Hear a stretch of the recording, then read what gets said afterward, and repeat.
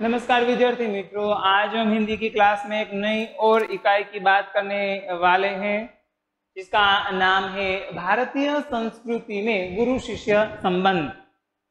आनंद शंकर माधवन जी द्वारा रचित एक छोटा सा निबंध जिसमें भारतीय संस्कृति क्या है, हमारी प्राचीन परंपरा क्या है, उसमें किस प्रकार की शैक्षिक बाबतों को मद्देनजर रखते हुए हमारी शैक्षणिक व्यवस्था बनाई गई थी उसके बारे में, और आज वो व्यवस्था किस प्रकार से समाज में हम देख रहे हैं उसकी बात, आदि बातों का जिक्र छोटे से निबंध में किया गया है। आनंद शंकर माधवन उन्होंने इस निबंध के माध्यम से हमें कई सारी बातों से परिचित करवाया है कि प्राचीन परंपरा क्या है, अर्वाचीन परंपरा क्या बन गई है, किसकी वजह से बन गई है, और आज भी कुछ ऐसे क्षेत्र बाकी हैं, बचे हुए हैं। हमारी प्राचीन गुरु शिष्य परंपराओं को आज भी संजो कर रखते हैं। सबसे पहले हम आनंद शंकर माधवन जी की रचनाओं के बारे में बात करें। उनकी रचनाएं हैं बिखरे हीरे, अनल सलाका, हिंदी आंदोलन, आमंत्रित मेहमान, आरती, उषा और संजीवनी। ये उनकी रचनाएं हैं जिसमें भारतीय संस्कृति के तत्व पड़े हुए हैं। सांस्कृतिक कवि है, लेखक हैं हमारे लिए। इन्होंने हमारी संस्कृति का अध्ययन किया है और सांस्कृतिक दृष्टिकोण के आधार पर अपनी इन सारी रचनाओं को हमारे सामने प्रस्तुत किया है। अब हम इस निबंध में क्या है वह देखें कि माधवन जी ने प्राचीन गुरु शिष्य परंपरा की गरिमा को स्पष्ट करते हुए वर्तमान जो अभी हाल में है, हम जिस व्यवस्था में पढ़ रहे हैं, उस प्रणाली पर परोक्ष रूप में करारा व्यंग किया गया है। देखिए, प्राचीन परंपरा क्या थी? गुरु शिष्य परंपरा। शिष्य को गुरु के आश्रम में जाकर पढ़ाई करनी पड़ती थी, 14 साल तक घर से दूर, बिना किसी सुख सुविधाओं के गुरु के मुताबिक शिक्षा ग्रहण करनी पड़ती थी। आज की व्यवस्था क्या है? आज वही है व्यवस्था। आज भी शिष्य गुरु के आश्रम में नहीं, लेकिन एक भौतिक सुख सुविधा वाले खंड में आते हैं, घर से दूर आते हैं लेकिन वापस घर चले जाते हैं, और सुख सुविधाओं वाला शिक्षण प्राप्त करने के लिए आते हैं। उस पर करारा व्यंग किया गया है। देखिए, ये हमारी प्राचीन परंपरा है और ये आजकल की अर्वाचीन परंपरा है। यहाँ कोई भी सुख सुविधा नहीं थी, यहाँ ढेर सारी सुख सुविधाएं हैं। सुख सुविधाएं आई हैं शिक्षा प्रणाली में तभी से हमारे यहाँ जो शैक्षिक स्तर है जिसमें मानवीय संवेदना हो, भावनात्मकता हो, या हमारे ऐसे अमूल्य भाव, मूल्य, प्रेम, दया, करुणा आदि सुख सुविधाओं में पिसकर रह गए हैं, जो हमें उजागर करते हुए बाहर लाने चाहिए, वो दबे हुए हैं भौतिक सुख सुविधाओं में। देखिए, आजकल क्या मिलता है कि जहां सबसे ज्यादा भौतिक सुख सुविधाएं होगी वहां छात्रों की संख्या अधिक होगी, और जहां भौतिक सुख सुविधाएं कम होगी वहां छात्रों की संख्या कम ही होगी।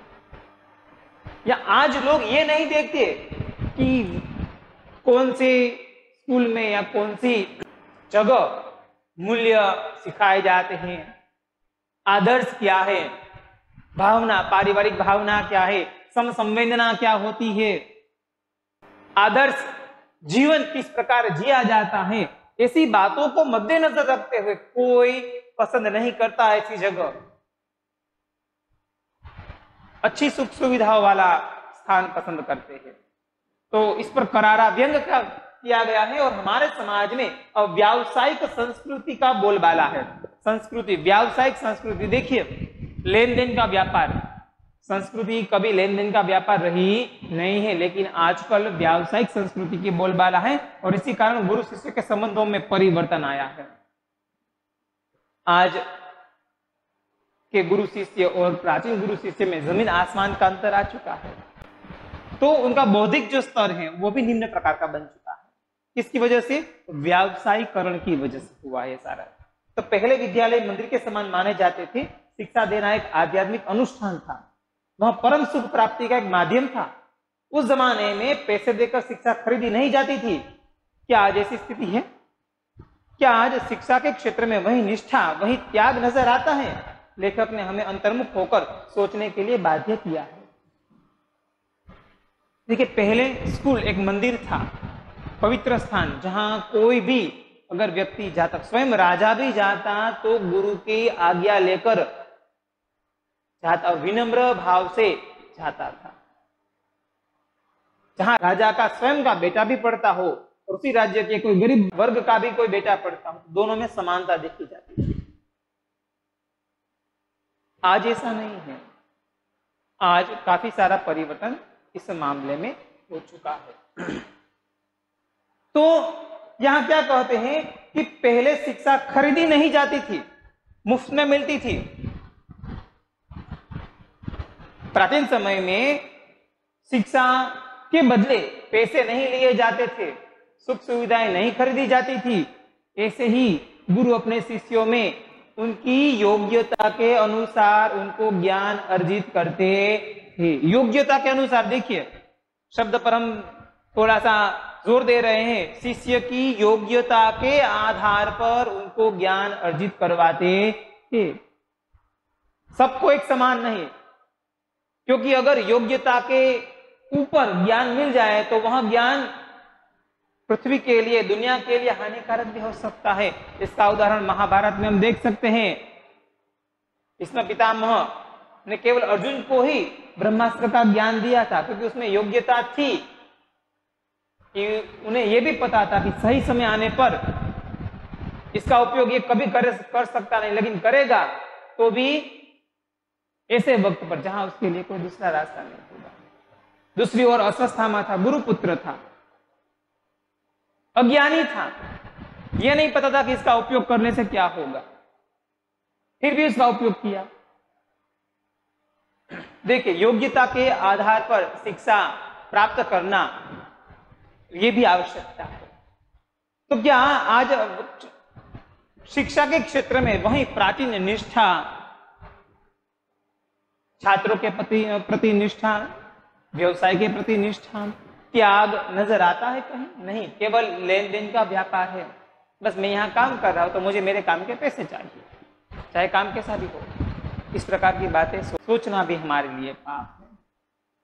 तो ये सारी चीजें इस निबंध के माध्यम से मैं अंतर्मुख होकर, आंतरिक दृष्टि से, मन में सोचकर ये काम करना चाहिए कि क्या आज की शिक्षा प्रणाली हमारी प्राचीन शिक्षा प्रणाली जैसी ही है या उसमें कोई परिवर्तन आया है?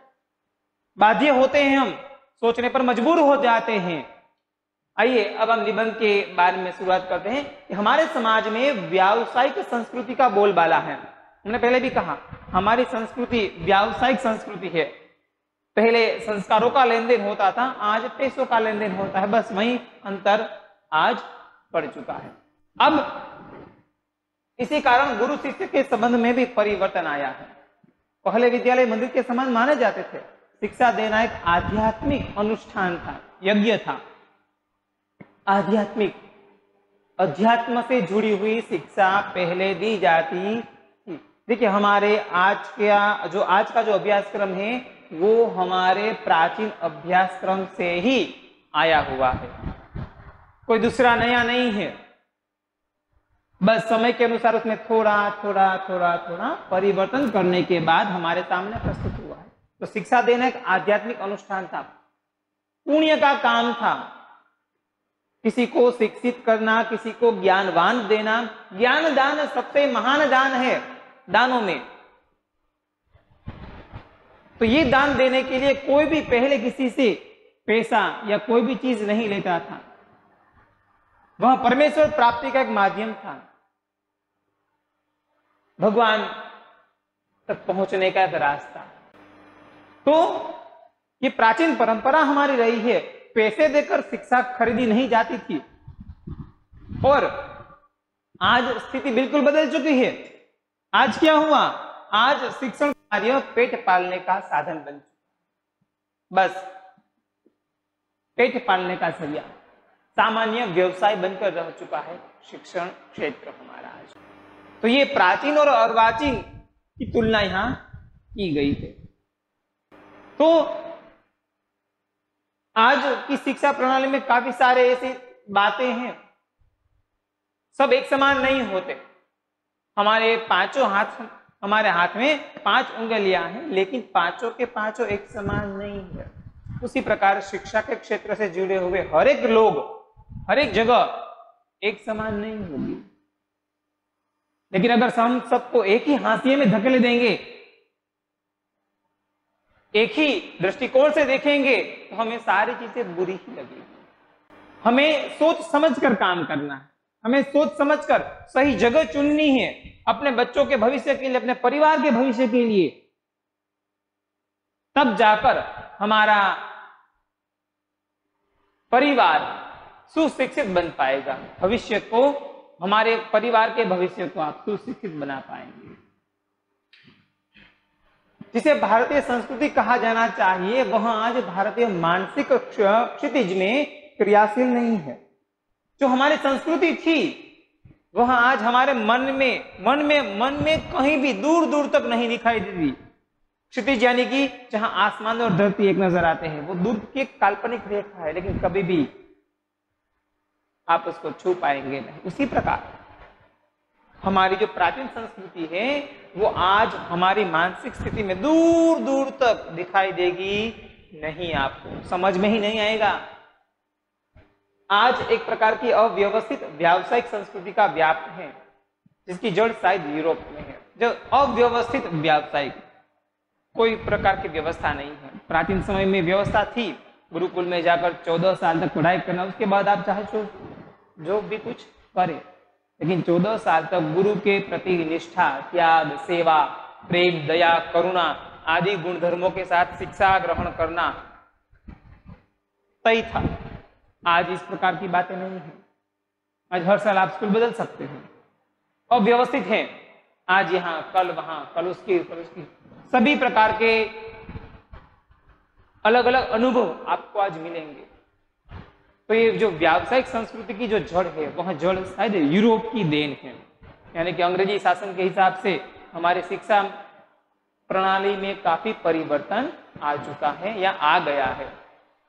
भारतीयों के सार्वजनिक व्यवहार में गुरु शिष्य संबंध का भी तदनुरूप परिवर्तन हो गया है। यूरोप के प्रभाव के कारण ही हमारे भारतीय संस्कृति में काफी सारे बदलाव आए।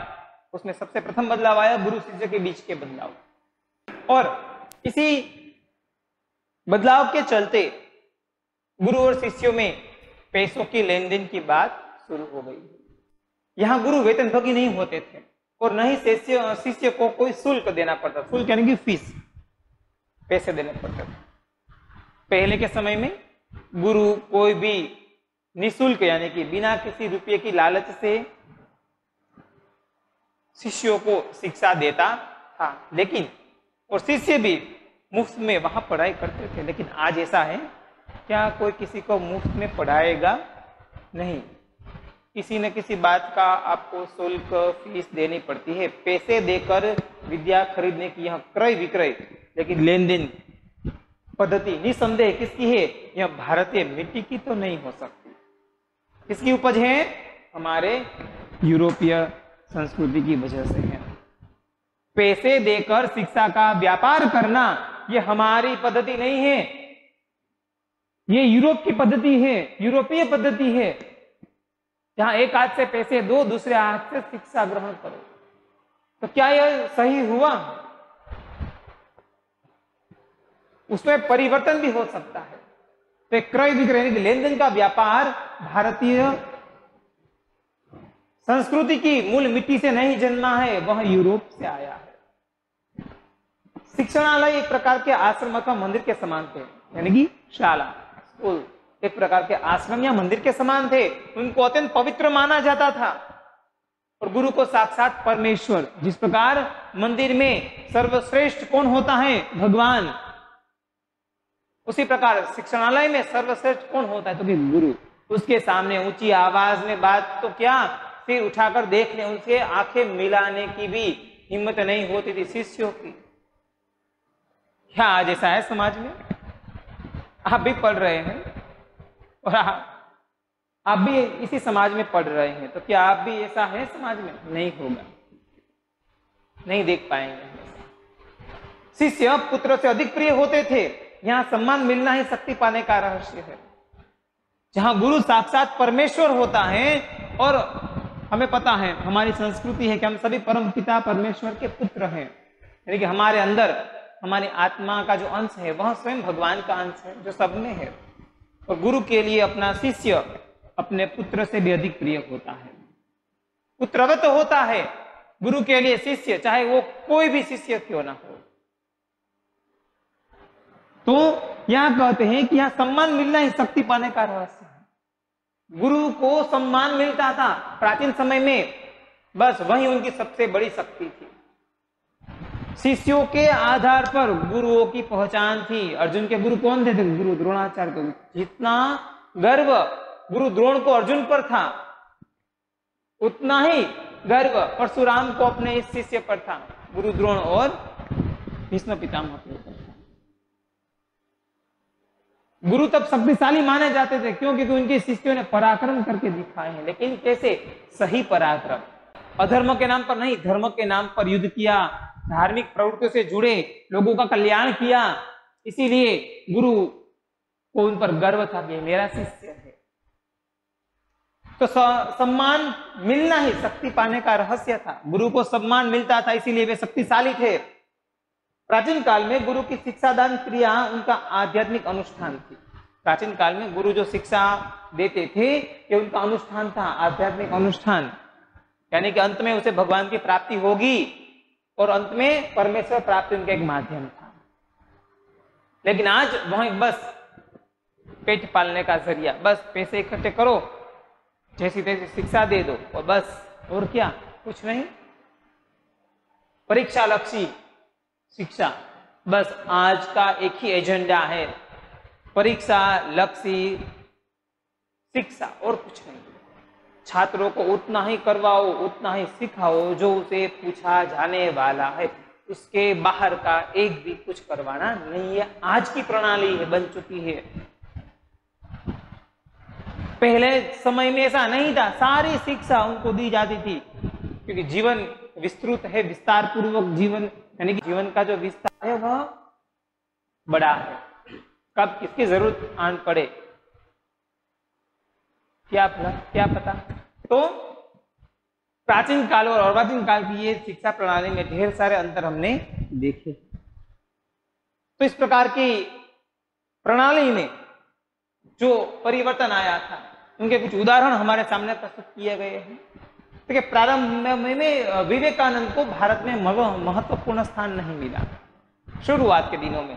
देखिए, विवेकानंद आज हमारे लिए सबसे बड़ा नाम है विवेकानंद, क्योंकि उन्होंने परिषद में भाग लिया था और उनके संभाषण से, संबोधन से अंग्रेज लोग काफी प्रभावित हुए थे। लेकिन देखिए, जब वे भारत में थे, जब वे इंग्लैंड नहीं गए थे, लंदन नहीं गए थे, उससे पहले वो भारत में ही थे और भारत के हर एक कोने में जाकर रहे हैं, लेकिन तब उनको महत्वपूर्ण स्थान प्राप्त नहीं हुआ। लेकिन जब उन्हें अमेरिकन नाम कमा लिया, जब उन्होंने संबोधन किया सभा में और वहां अंग्रेजों ने जब उनका सम्मान किया, उसके बाद हमने जाना, अरे ये तो हमारा भारतीय है। उसके बाद हमने सम्मान किया, तो कितने पिछड़े हुए हैं हम। देखिए, उसके बाद देखिए तो भारतवासी दौड़े मालाएं लेकर स्वागत करने के लिए। रविंद्रनाथ ठाकुर यानी कि टैगोर, उनको नोबेल पुरस्कार मिला। नोबेल पुरस्कार किसके ऊपर मिला था पता है? गीतांजलि पुस्तक पर उनको मिला था। वो तो कब की लिखी जा चुकी थी, सब लोग पढ़ते भी थे, लेकिन किसी ने उनकी महत्ता नहीं मानी, महत्वपूर्ण बात नहीं समझी। लेकिन दूसरों ने समझी। किन्होंने? विदेश में उन्होंने अपनी योग्यता पुरवार साबित की, नोबेल पुरस्कार मिला। तब जाकर बंगाली लोग दौड़े यह राग अलापते हुए, अमादोर ठाकुर अमादोर कठोर सपूत। अमादोर ने कि हमारा ठाकुर, हमारा सपूत। तो पहले कहां गए थे आप? पहले क्यों नहीं प्रसन्नता की? सो रहे थे, गहरी नींद में सो रहे थे। किसकी? अज्ञानता की गहरी नींद में सो रहे थे सारे लोग। दक्षिण भारत में कुछ समय पहले तक भरतनाट्यम और कथकली, भरतनाट्यम और कथकली बस सीमित क्षेत्र तक सीमित था। लेकिन जब विदेश में मान मिलने लगा तो आश्चर्य से भारतवासी सोचने लगे, अरे हमारी संस्कृति में इतनी अपूर्व चीजें भी पड़ी थी क्या? देखिए ये कहावत यहाँ पे बिल्कुल फिट बैठी है, घर की मुर्गी दाल बराबर। हमारे पास जो कीमती चीज है उसकी कीमत हमें बिल्कुल नहीं है। जब दूसरे लोग उसकी कीमत करते हैं तभी जाकर हमें उस चीज की सही कीमत पता चलती है। ये जीवन में याद रखने वाली बात है। हमारी स्वयं की कीमत है और यह हमें कब पता चलेगी? जब सामने वाले हमारी मदद मांगने के लिए आएगा। निस्वार्थ भाव से मदद कीजिएगा, क्योंकि स्वार्थ वृत्ति से की गई मदद नहीं, लालच होता। यहां देखिए तो सारे भारतवासी सोचने पड़ जाते हैं कि क्या इतनी अपूर्व चीजें, अनोखी चीजें हमारी संस्कृति में पड़ी थी क्या? यहां के लोगों को अपनी खूबसूरती नजर नहीं आती, मगर पराये के सौंदर्य को देखकर मोहित हो जाते हैं। हम कितने सुंदर हैं ये नहीं, सामने वाला कितना सुंदर है वो नजर आता है। सबसे पहले हम सुंदर हैं, उसके बाद वो सुंदर है। ये दृष्टिकोण हमें अपने जीवन में लाना चाहिए। जिस देश में ज्ञान पाने के लिए मैक्स मुलर ने जीवन में प्रार्थना की, उस देश के निवासी आज जर्मनी और विलायत जाना स्वर्ग जाने जैसा अनुभव करते हैं। देखिए Max Muller, Germany, Max Muller एक महान कवि है। उन्होंने भगवान से विनती की, प्रार्थना की कि मुझे भारत जैसे देश में ज्ञान प्राप्ति के लिए जाना है, क्योंकि वहां ज्ञान का भंडार है। हमारे देश में अगर कोई संपत्ति सबसे ज्यादा थी तो वहां था ज्ञान। सारी चीजों का ज्ञान भारत में था, लेकिन धीरे धीरे धीरे धीरे करके सारा ज्ञान लुप्त होता गया और दूसरी जगह चला गया। कहां गया पता है। और दूसरे लोगों ने उस ज्ञान का उपयोग कर कर अपने देश का विकास कर दिया और हम वहीं के वहीं रह गए। तो हमारी जिम्मेदारी बनती है कि हमें अपने इस देश के ज्ञान संपत्ति को आगे ले जाकर उसे हमारे देश को आगे ले जाना चाहिए। यह आज हमारा काम है। लेकिन हमारे लोग क्या करते हैं? जो मैक्स मुलर है, विलायती है, वो यहां आने के लिए मर रहा है, भगवान से प्रार्थना करके मुझे भारत में जन्म देना था, मुझे वहां ज्ञान प्राप्ति करनी है। लेकिन यहाँ के लोग विलायत जाना चाहते हैं, जर्मनी जाना चाहते हैं, विलायत जाना चाहते हैं और अपने आप को गर्व महसूस करना चाहते हैं। हम तो विलायत में रहते हैं, भारत में नहीं। देखिए यानी स्वर्ग जैसा अनुभव करते हैं। ऐसे लोगों को प्राचीन गुरु शिष्य संबंध की महिमा सुनाना गधे को गणित सिखाने जैसा व्यर्थ प्रयास ही हो सकता है। जिनके दिमाग में विलायत ही सब कुछ है, जिनके दिमाग में विलायत सब कुछ है, वहीं की रीत बात, वहीं खान पान सब कुछ है, ऐसे लोगों को हमारी संस्कृति पसंद आती नहीं, उनके बारे में बात भी नहीं करनी चाहिए। तो गधे को गणित सिखाने जैसा है। कहावत है, मूर्खों को अगर गणित सिखाने जाएंगे तो क्या होगा, खुद सिखाने जाएंगे तो मुंह की खाएंगे। उसी प्रकार जिनके दिमाग में सारा कचरा भरा है, विलायती बातें भरी है, उनको ये भारतीय संस्कृति समझ में आ सकती नहीं है। अब एक और उदाहरण दिया गया है। ये हमारे प्रसिद्ध पहलवान गामा जी है, गामा पहलवान, कुश्तीबाज, अखाड़ेबाज। एक बार सुप्रसिद्ध भारतीय पहलवान गामा मुंबई आए। उन्होंने विश्व के सारे पहलवानों को कुश्ती में चैलेंज दिया। विश्व के सारे,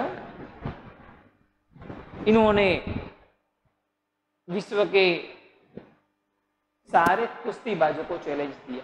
सर्च करके देख लीजिएगा गामा पहलवान, उनकी जीवन की कई सारी घटनाओं को आप देख पाएंगे। रसिया के, जर्मनी के अनेक कुश्तीबाजों को इन्होंने हराया है, अपने से ज्यादा वेट वालों को हराया है। देखिए पहलवान मुंबई आए, उन्होंने विश्व के सारे पहलवानों को कुश्ती में चैलेंज किया। यह समाचार प्रकाशित होते ही एक पारसी पत्रकार तो होंगे ही, उनके निकट पहुंचकर कहे, उनसे पूछा, साहब विश्व के किसी पहलवान से लड़ने के लिए आप तैयार है तो आप अपने अमुक शिष्य से ही लड़िए। किसी शिष्य का नाम दिया गया होगा, आप अपने शिष्य से लड़कर विजय प्राप्त करके दिखाओ। देखिए, अब ये प्रश्न सुनकर गामा जी का चेहरा थोड़ा सा तमतमा गया। गामा आजकल के शिक्षा क्रम में रंगे नहीं थे। गामा जी है वह आजकल यानी कि ये विलायती शिक्षा में नहीं पले बड़े थे। उनको ये बात समझ में नहीं आई पहले तो, ये मुझसे मेरे ही शिष्य से लड़ने के लिए क्यों कह रहे हैं। गुरु और शिष्य के बीच की लड़ाई संभव नहीं है। अगर संभव होगी तो शायद गुरु हार जाएगा या शिष्य, दोनों की हार होगी या जीत होगी। क्यों? क्योंकि वहां भावना जुड़ी हुई है। अर्जुन ने सबसे पहले तीर गुरु के चरणों में डाला था, भीष्म के चरणों में डाला था,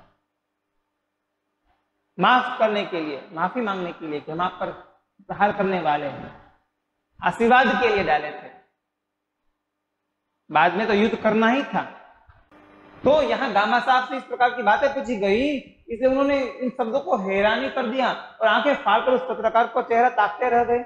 बाद में धीरे से कहा कि भाई साहब, मैं हिंदुस्तानी हूं, हमारा अपना एक निजी रहन सहन है, शायद इससे आप परिचित नहीं लगते। अरे आप परिचित नहीं लगते, हमारा रहन सहन, हमारी शिक्षा प्रणाली आदि। क्यों?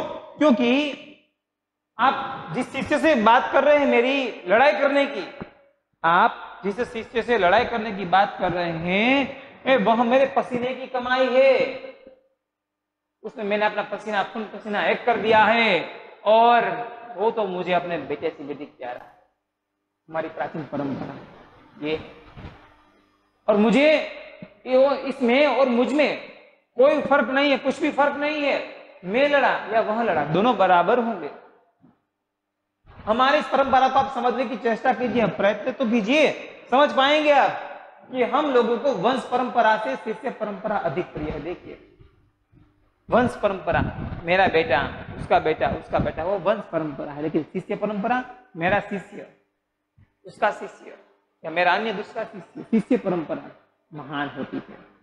वंश परंपरा से शिष्य परंपरा महान होती है। शिष्य से ही गुरु की नामना होती है। तो ख्याति और प्रभाव में हम सदा यह चाहते हैं कि हम अपने शिष्यों से कम प्रभावी रहें। देखिए, ख्याति और प्रभाव में कहा है। गुरु द्रोण और अर्जुन की बात यहां करें तो अर्जुन की विश्वविख्यात व्यक्ति है, लेकिन गुरु द्रोण कम है। तो क्या ऐसे गुरु को जलन होगी? नहीं, गर्व होगा कि मेरा शिष्य है, पूरी दुनिया भर में फेमस है। ख्याति और प्रभाव में शिष्य, गुरु सदा यही चाहते हैं कि वो अपने शिष्य से कम प्रभावी रहे। यानी हम यही चाहेंगे कि संसार में जितना नाम मैंने कमाया उसे कहीं अधिक मेरे पिता कमाए, पिता यानी कि गुरु कमाए। दोनों की भावना एक समान होती है। शिष्य की भावना है कि मैं मेरे काम से मेरे गुरु का नाम रोशन करूं, और गुरु की भावना यह है कि शिष्य अपना अच्छा काम करके अपना नाम कमाए, मुझसे भी बड़ा नाम कमाए। दोनों की ये भावनात्मक है, संवेदनाएं है, भावना है। मुझे लगता है कि अब हिंदुस्तानी नहीं, उस पत्रकार को करारा जवाब दिया है। शायद आप हिंदुस्तानी नहीं, इसीलिए आपने मुझे लड़ने के लिए कहा। तो अब भारत में गुरु शिष्य का संबंध, वह भव्य रूप आज साधुओं, पहलवानों और संगीतकारों में थोड़ा बहुत ही बचा है। देखिए, आज जो प्राचीन परंपरा हमने कही वो आज तीन ही क्षेत्रों पर है। कौन कौन से? तो साधुओं में, पहलवान यानी कि कुश्तीबाजों में और संगीतकारों में पाया गया है। भगवान रामकृष्ण का नाम आप सबने सुना होगा, रामकृष्ण परमहंस।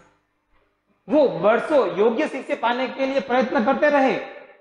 उनके जैसे व्यक्ति को भी उत्तम शिष्य के लिए रो रो कर भगवान से प्रार्थना करनी पड़ी थी। देखिए, परशुराम जैसे महान गुरु को भी योग्य शिष्य नहीं मिले। देखिए, योग्य शिष्य ढेर सारे होते, लेकिन उसमें योग्य शिष्य मिलना जो गुरु का सभी प्रकार का ज्ञान ग्रहण कर सके, ऐसा शिष्य मिलना कठिन है। तो योग्य शिष्य प्राप्त करने के लिए वो भगवान से रो रो कर विनती करते थे। उनको पुत्र नहीं था, पुत्र का जितना दुख नहीं था उतना दुख उनको शिष्य न होने का था, योग्य शिष्य न होने का था। इसे समझा जा सकता है कि एक गुरु के लिए उत्तम शिष्य कितना महंगा और महत्वपूर्ण है। संतान प्राप्ति वर्ग उन्हें दुख नहीं देता था, पर बगैर शिष्य के रहने के लिए वे एकदम तैयार नहीं होते थे। देखिए, पुत्र नहीं है, संतान नहीं है, इसका दुख उनको तनिक भी नहीं था, जरा सा भी दुख दर्द नहीं था, वेदना नहीं थी, लेकिन बस योग्य शिष्य नहीं था, वहां दुख था उनको कि मेरा एक योग्य शिष्य नहीं जो मेरी धरोहर को आगे ले जाए, मेरा ज्ञान को आगे ले जाए। इस संबंध में भगवान ईशा का एक कथन सदा स्मरणीय है। उन्होंने कहा था कि मेरे अनुयायी लोग मुझसे कहीं अधिक महान है, उनकी जुतियों होने की योग्यता भी मुझ में नहीं है। ये बाइबल का एक वाक्य है कि मेरे अनुयायी लोग मुझसे कहीं अधिक महान है। क्यों ऐसा कहा? अनुयायी जो मेरे पीछे चलने वाले लोग, ईसा भगवान यीशु ने ये बात इसीलिए कही क्योंकि जो लोग मेरे पीछे चल रहे हैं उन्होंने मेरे अंदर कुछ अच्छी बातें देखी, अच्छे विचार देखे, इसीलिए वो मेरे अनुयायी बने हैं। तो मुझसे ज्यादा वो महान है क्योंकि उन्होंने कुछ अच्छा ढूंढ निकाला, इसीलिए तो वे मेरे पीछे चल दिए हैं। मुझसे ज्यादा वे अधिक महान है और मैं उनकी जुतियों होने की योग्यता भी नहीं।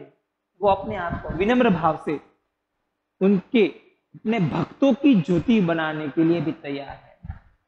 भगवान श्रेष्ठ नहीं, भक्त श्रेष्ठ है, क्योंकि भक्त के बिना भगवान कुछ नहीं है। भक्त के बिना भगवान कुछ नहीं है। यह बात गांधी जी बनने की क्षमता जिनमें है उन्हें गांधी जी अच्छे लगते हैं। देखिए, गांधी जी बनने की क्षमता जिसमें होगी, जो सत्य, प्रेम, करुणा, दया, त्याग आदि जिसमें होगा, उनको गांधी जी अच्छे लगेंगे, क्योंकि उनमें और गांधी जी में जो कुछ सेम है, सद्गुण, इसीलिए उनको गांधी जी अच्छे लगते हैं और वे ही उनके पीछे चलते भी हैं, वे ही उनके पीछे चलेंगे। कहने का तात्पर्य है यीशु भगवान में जो गुण थे, वो गुण वाले लोग समाज में जितने थे वो सारे उनके पीछे चल दिए थे। क्यों? क्योंकि वो गुण थे, सद्गुणी थे। तो हमें सद्गुणों को उजागर करना है और सद्गुणों को ढूंढकर उनके पीछे चलना है, दुर्गुणों को साइडलाइन करते हुए। विवेकानंद सिर्फ उन्हें पसंद आएंगे जिनमें विवेकानंद बनने की अद्भुत शक्ति निहित है, समाहित है। जिस प्रकार गांधी जी की बात कही कि गांधी जी जैसे गुण जिस इंसान में होंगे उनके लिए गांधी जी बनना या गांधी जी जैसे जीवन जीना आसान है, उसी प्रकार विवेकानंद जी जैसे गुण होंगे जिस व्यक्ति में, उनके लिए आदर्श विवेकानंद हो सकते हैं। मामूली बात है। तो कविता के मर्मज्ञ यानी मर्म यानी कि अर्थ समझने वाला और रसिक स्वयं कवि से अधिक महान होते हैं। उसका रसिक यानी कि रसपान करने वाला। देखिए, कविता के मर्मज्ञ और रसिक स्वयं कवि से अधिक महान। कवि श्रेष्ठ नहीं है, श्रेष्ठ कौन है? उसकी कविता को समझने वाला, उसकी कविता का रसपान करने वाला श्रेष्ठ है। क्यों? क्योंकि वो सारी बातें, दुनिया की सारी बातें भूलकर उस कविता में मग्न हो जाता है। इसीलिए कवि से ज्यादा सुनने वाला या समझने वाला, उसका रसपान करने वाला श्रेष्ठ होता है। मर्मज्ञ यानी कि उसका अर्थ समझने वाला, मर्म जानने वाला। संगीत के पागलपन सुनने वाले ही स्वयं संगीतकार से अधिक संगीत का रसास्वादन करते हैं। जो संगीत बनाते हैं, सॉन्ग्स मीन्स, वो महत्वपूर्ण नहीं है, लेकिन उसकी धुन पर जो नाचते हैं, जो सारी चीजें भूल जाते हैं, अपना दुख भूल जाते हैं, सुख भूल जाते हैं, सब कुछ भूलकर उस संगीत की धुन में नाचने लगते हैं, तो वो संगीतकार से भी ज्यादा महत्वपूर्ण बात है, यानी कि श्रेष्ठ है। तो यहाँ पूज्य नहीं, पुजारी श्रेष्ठ है। पूज्य कौन? जिसकी पूजा की जाती है। पुजारी कौन? जो पूजा करता है। मंदिर में पूज्य कौन है? भगवान। पुजारी उसकी पूजा करता है। यहां सम्मान पाने वाले नहीं, सम्मान देने वाले महान हैं। सम्मान प्राप्त करने से पहले सम्मान देना चाहिए। अगर आपकी इच्छा है कि आपका सम्मान सब लोग करे, तो सबसे पहले आपको सबका सम्मान करना पड़ेगा, तभी जाकर आपको सम्मान मिलेगा। जैसे को तैसा, जैसी करनी वैसी भरनी, सही है। अगर सम्मान दोगे तो सम्मान मिलेगा, अगर नहीं दोगे तो नहीं मिलेगा। आसमान में उछाला हुआ पत्थर आप ही के ऊपर आकर गिर सकता है। उसी प्रकार यहाँ सम्मान पाने वाले नहीं, लेकिन सम्मान देने वाला महान है, इसलिए सबका सम्मान करना चाहिए। स्वयं पुष्प में कुछ नहीं है, पुष्प का सौंदर्य उसे आने वाले की दृष्टि में है। पुष्प यानी कि फूल में कुछ नहीं है, लेकिन जो आने वाला है, जो आया है, उसकी आंखों में किस प्रकार का दृष्टिकोण है, उसका वो दृष्टिकोण मायने रखता है। यानी कि देखने वाला जो नजरिया है, वो नजरिया हमारे लिए मायने लगता है। आधा गिलास अगर पानी का भरा है, आधा खाली है, एक कहेगा आधा खाली है, दूसरा कहेगा आधा तो भरा है। पॉजिटिव और नेगेटिव, सकारात्मक और नकारात्मक, दो विचारधाराएं हमारे दिमाग में अविरत प्रवाह से चलती रहती है। बस हम किस नजरिए से देखते हैं, वो नजरिया हमारे लिए महत्वपूर्ण बात है। तो यहां नजरिए की बात कही गई है कि पुष्प का सौंदर्य कुछ है ही नहीं, वो तो आने वाले के नजरिए पर निर्भर करता है कि उसने किस प्रकार से उसे देखा। दुनिया में कुछ नहीं है, जो कुछ भी हमारी चाह में है, हमारी दृष्टि में है, हमारी इच्छा में। चाह यानी कि इच्छा, दृष्टि यानी कि नजर में है। हमारी इच्छा क्या है, हमारी नजर कैसी है, दृष्टिकोण कैसा है, उसके आधार पर यह सारी दुनिया हमें रंगीन नजर आए। बाकी दुनिया तो जैसी ही वैसी ही है। हमारी इच्छा के आधारित हमारी आसपास की दुनिया बन गई है। यह अद्भुत भारतीय व्याख्या अजीब सी लग सकती है, पर हमारे जो पूर्वज हैं सदा इसी पथ के यात्री रहे हैं। हमारे पूर्वज यही सोचकर रह गए हैं कि सम्मान दोगे सम्मान मिलेगा, अगर आप किसी का भला करोगे तो आपका भला होगा, कर भला तो हो भला। तो क्यों हम अपने ही पैरों पर कुल्हाड़ी मारें। और नजरिए की बात आई, अगर नजरिया सही सच्चा अच्छा होगा तो आपको आपकी आसपास की दुनिया में कभी भी बुराई नजर आएगी नहीं, और आपके साथ शायद बुरा भी हो सकता नहीं। नजरिए की बात आई, ये सारी व्याख्या अजीब सी लग, लेकिन हमारे जो पूर्वज हैं इसी व्याख्या के आधार पर अपना जीवन बिताकर चले गए, और हम यहाँ छोटी छोटी बातों को लेकर दुखी बन जाते हैं, दुख में गिर पड़ते हैं, तो सही नहीं है। उत्तम गुरु में जाति भावना नहीं रहती, जाति भावना नहीं रहती, वो जातिवादी नहीं होते, वो सभी शिष्यों को एक समान रखकर एक समान भाव से शिक्षा देने का काम करते हैं। और कितने ही मुसलमान पहलवानों के, देखिए पहलवानी है वो मुसलमानों की देन है, यानी कि मुसलमानों के अखाड़े में, यानी कि उनकी कुश्ती बाजू के अखाड़ों में हिंदू चेले हैं, आज भी हो सकते हैं। मुसलमानों के अखाड़ों में आज भी हिंदू चेले वहां बड़े आराम से कुश्ती सीख रहे हैं या पहलवानी सीख रहे हैं, और संगीतकारों के मुसलमान शिष्य रहे हैं, संगीतकार हैं, ब्राह्मण है, उनके यहाँ कई मुसलमान शिष्य आए हैं जो संगीत सीखकर वहां से प्रवीण हो चुके हैं। यहाँ परख गुण की है, देखिए परख गुण की है, योग्यता की है। अगर आप में योग्यता है तो आपको ज्ञान मिलेगा ही मिलेगा। अगर योग्यता नहीं है, जितनी योग्यता होगी उतना ज्ञान मिलता है। बस ये याद रखना है जीवन में, योग्यता के ऊपर किसी को नहीं मिला।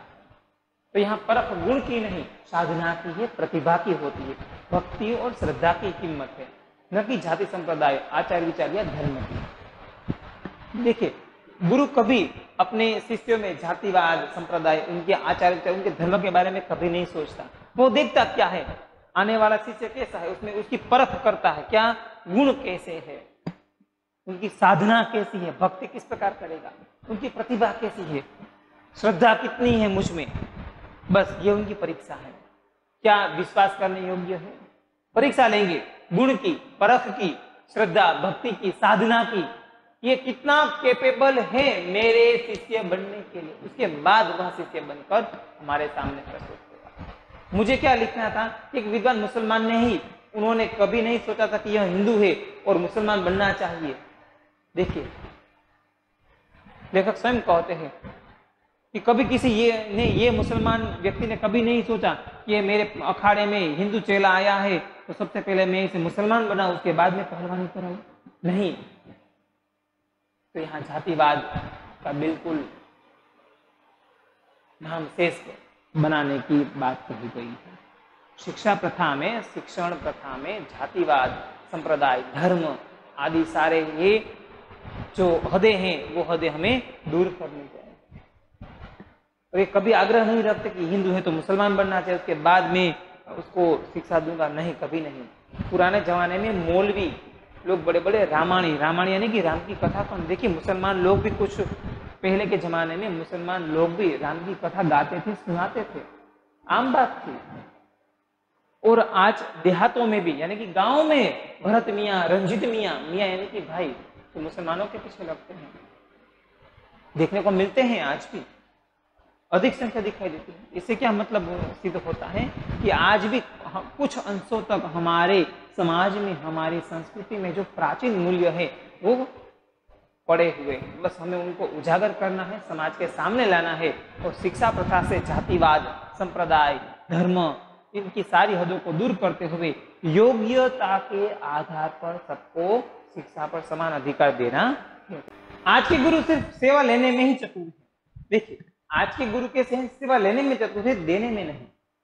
केवल सेवा लेंगे, देंगे कुछ नहीं, देंगे तो पैसे लगेंगे। उपनिषदों में आचार्यों ने कहा है कि सेवा देने की चीज नहीं, लेने की है, लेने की नहीं है सेवा। आचार्यों ने, अच्छे आचरण करने वालों को आचार्य कहा गया है।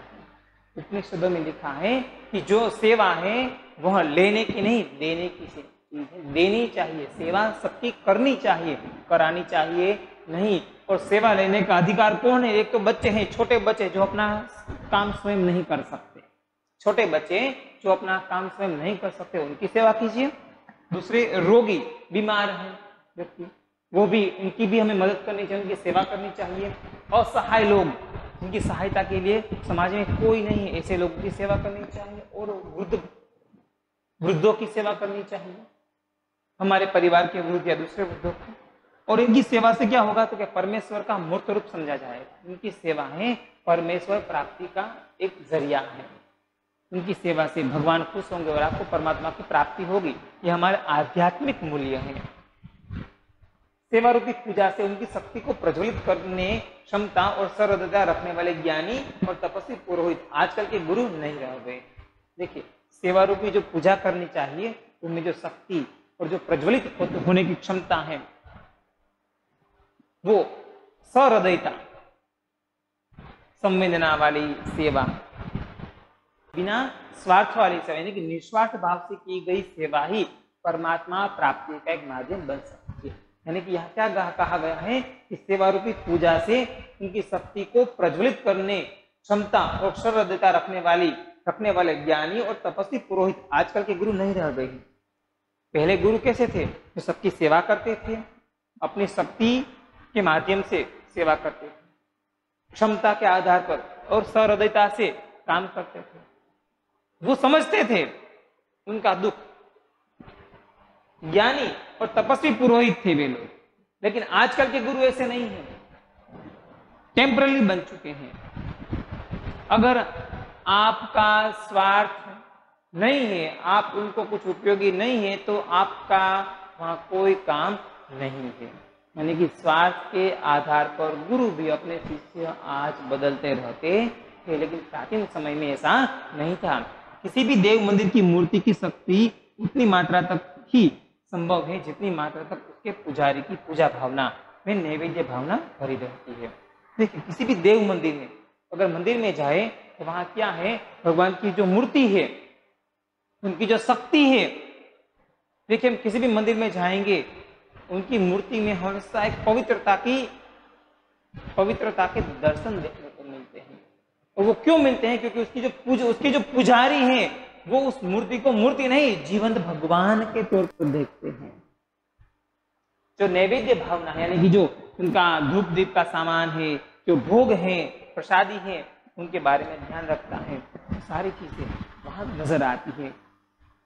वो केवल मूर्ति को मूर्ति नहीं, मैं साक्षात भगवान की सेवा कर रहा हूं, प्रेम से, अपने पुत्र से भी अधिक प्रेम से सेवा करने की बात वहां आती है। तो जितनी मात्रा में उसका प्रेम उस मूर्ति पर उमड़ेगा, उतने ही वह मूर्ति क्या होगी? भगवान की मूर्ति चमक उठेगी और उसमें भगवान के वास का अनुभव होगा हमें। तो यहाँ छोटी सी बात, छोटी सी का यहाँ हम समाप्त कर रहे हैं। अब आपके लिए एक छोटा सा स्वाध्याय है, एक वाक्य में उत्तर और ये विस्तार पूर्वक उत्तर आपको अपनी FB में लिखने हैं, तो अवश्य लिख लीजिएगा।